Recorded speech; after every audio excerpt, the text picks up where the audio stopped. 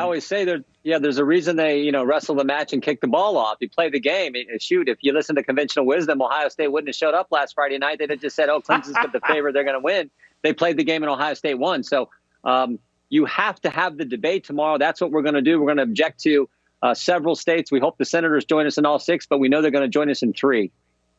And so the states are Pennsylvania, Georgia, and Arizona.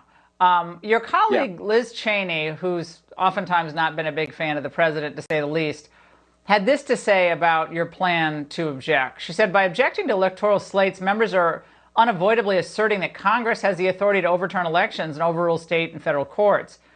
So she's basically saying there's just no sense that Congress can overrule by itself the other 2 branches of government. Your response to her criticism.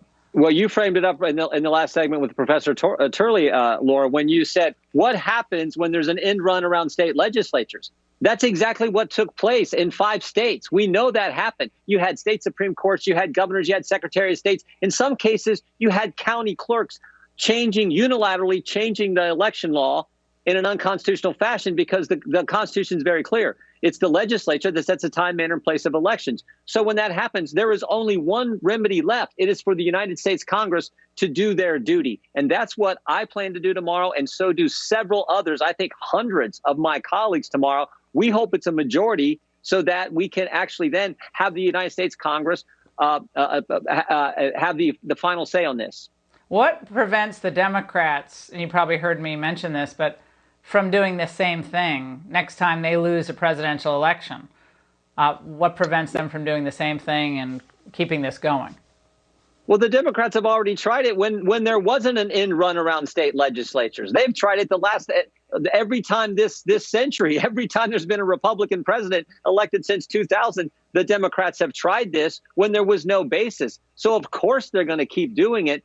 The reason we're doing it is because the Constitution was not followed. Understand what happened here, Laura. First, they went after the president with the crazy Russian investigation before he was elected the first time in July of 2016. Then it was the Mueller investigation, and there was nothing there. Then it was the impeachment hoax, nothing there. None of that stuff works. So they said, you know what we have to do? We have to change election law so we can win the election in 2020. They'll do anything to make sure he's not president.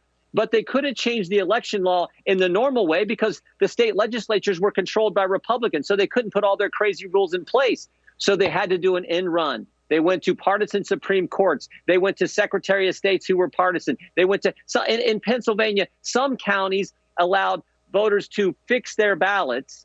Other counties didn't. You can imagine which counties allowed that. Totally against the election law.